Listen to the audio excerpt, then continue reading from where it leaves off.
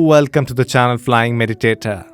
Today in this episode of Vasishtha, we would know what caused Rama to lose his sleep and what were the answers given by Vasishtha to Rama's questions. So fasten your seatbelts and let's get ready to fly. Shri Gurubhyo Namaha Harihi Om. Valmiki said, "The people listened to sage Vasishtha's words of wisdom with total attention. In the evening, the congregation was given leave to retire for the day.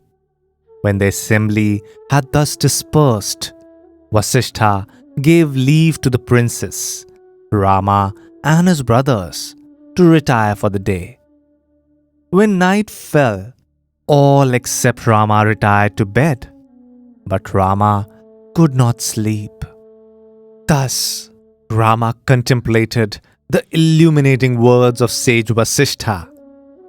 What exactly are the means that the sage Vasishtha has prescribed for the conquest of the senses and the mind, which are surely the sources of sorrow?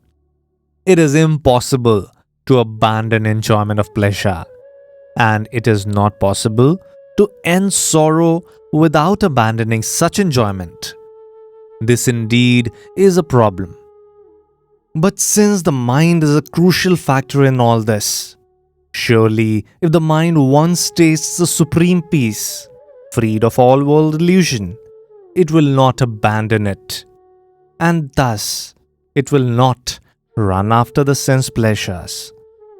Oh, when will my mind rest in the infinite, even as a wave is reabsorbed in the ocean? When will I be free from all the craving? When will I be blessed with equal vision? When will I be rid of this terrible fever of worldliness? O my intellect, you are my friend, contemplates the teachings of sage Vasishtha in such a way that we shall both be saved from the miseries of this worldly existence." When the day dawned, Ram and the others got up and performed their morning religious functions. Soon after this, all of them entered the assembly and took up their respective places.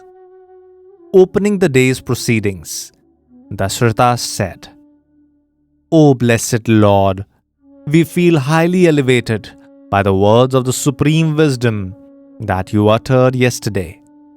Our deluded belief in the reality of this world appearance is also provided with a powerful challenge.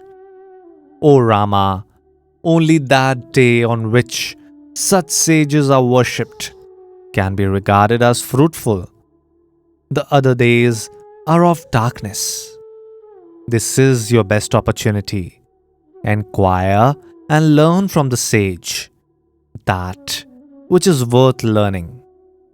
Rama said to Vasishtha, "O Lord, giving up sleep, I have spent the whole night meditating upon your enlightening words, endeavoring to see the truth that the words point to.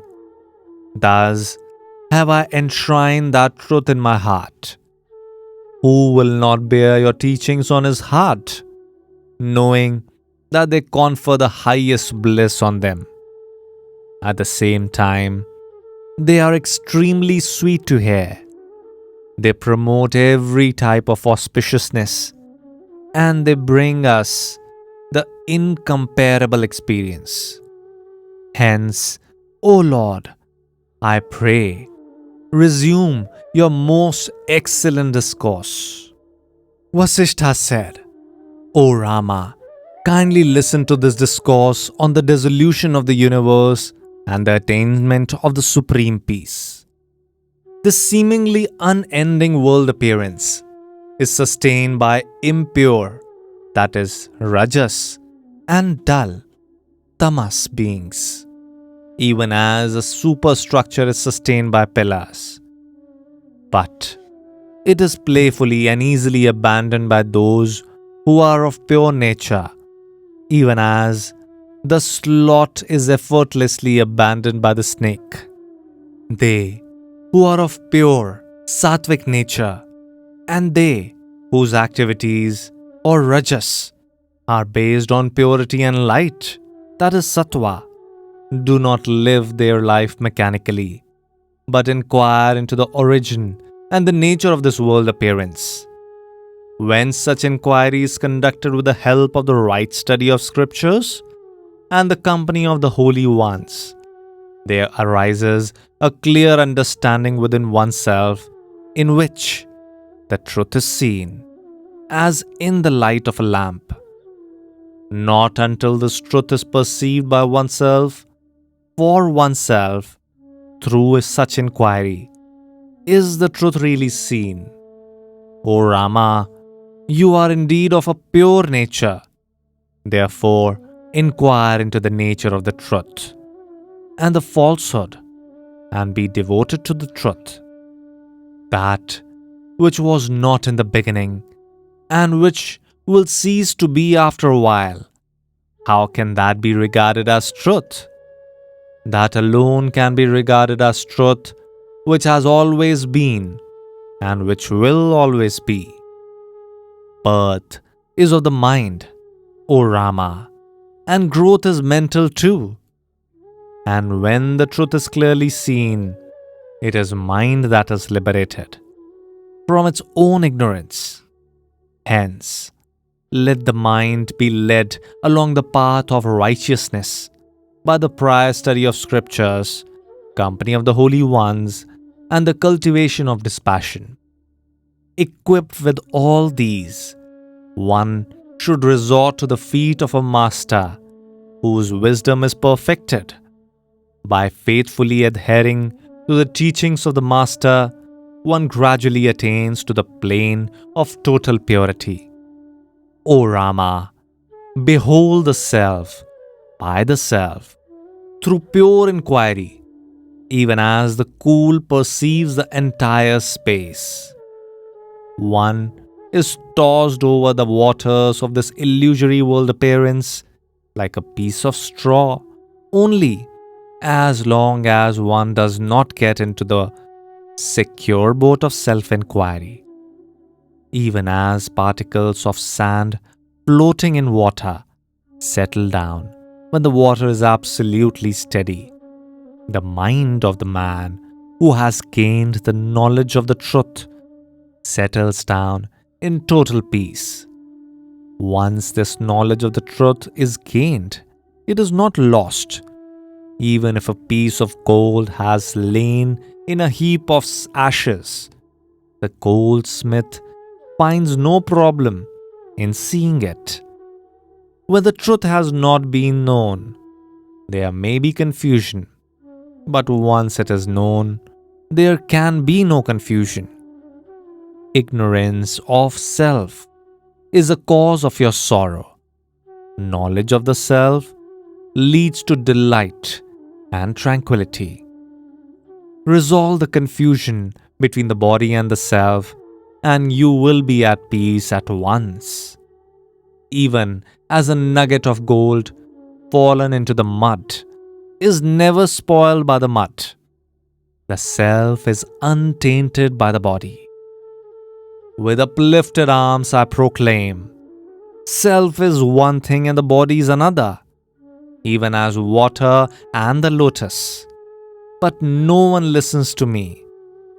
As long as the inert and insentient mind pursues the path of pleasure, so long this darkness of the world illusion cannot be dispelled. But the moment one awakens from this and inquires into the nature of self, this darkness is dispelled at once.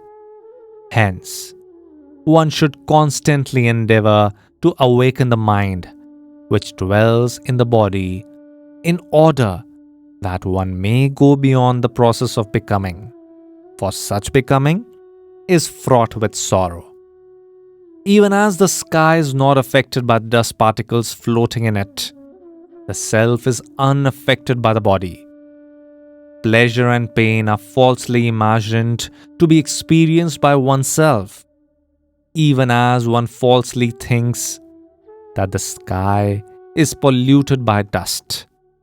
In fact, pain and pleasure are neither of the body nor of the self, which transcends even things. They belong only to the ignorance. Their loss is no loss. Neither pleasure or pain belongs to anyone. All indeed is the self, which is supreme peace and infinite. Realize this, O Rama. The self and the world are neither identical nor they are different. All this is but the reflection of the truth. Nothing but one Brahman exists. I am different from this is pure fancy. Give it up, O Rama. The one self perceives itself within itself as the infinite consciousness. Therefore, there is no sorrow, no delusion, no birth, nor creature. Whatever is, is. Be free from distress, O Rama. Be free from duality. Remain firmly established in the self, abandoning even concern for your own welfare. Be at peace within. With a steady mind, let there be no sorrow in your mind. Rest in the inner silence. Remain alone, without self-willed thoughts. Be brave, having conquered the mind and the senses. Be desireless, content with what comes to you unsought. Live effortlessly without grabbing or giving up anything. Be free from all mental perversions and from the blinding taint of illusion. Rest content in your own self. Thus, be free from all distress. Remain in an expansive state in the self, like the full ocean. Rejoice in the self, by the self, like the blissful rays of the full moon. O Rama, he who knows that all the activities merely happen because of the mere existence of consciousness, even as a crystal reflects the objects around it without intending to do so, is liberated. They who, even after taking this human birth, are not interested in such non-volitional activity, go from heaven to hell, and from hell to heaven again. Some there are who are devoted to inaction, having turned away from or suppressed all action. They go from hell to hell, from sorrow to sorrow, from fear to fear. Some are bound by the tendencies and intentions to the fruit of their own actions, and they take birth as worms and vermin, then as trees and plants, then as worms and vermin again. Others there are who know the self. Blessed indeed are they, for they have carefully inquired into the nature of the mind and overcome all cravings. They go to the higher planes of consciousness. He who has taken birth for the last time now is endowed with a mixture of light, that is sattva, and that of a little impurity, rajas. Right from the birth, he grows in holiness. The noble type of knowledge enters into him with ease. All the noble qualities like friendliness, compassion, wisdom, goodness, and magnanimity seeks him and take their abode in him. He performs all appropriate action, but is not swayed if their results appear to be gain or loss, nor does he feel elated or depressed. His heart is clear. He is much sought after by the people. Such a one who is full of all noble qualities, seeks and follows an enlightened master who directs him along the path of self knowledge. He then realizes the self, which is a one cosmic being. Such a liberated one awakens the inner intelligence, which has been asleep so far. And this awakened intelligence instantly knows itself to be the infinite consciousness, becoming constantly aware of the inner light. Such a blessed one instantly ascends into the utterly pure state. Such is the normal course of evolution, O Rama. However, there are exceptions to this rule. In the case of those who have taken birth in this world, two possibilities exist for the attainment of liberation. The first is treading the path indicated by the Master.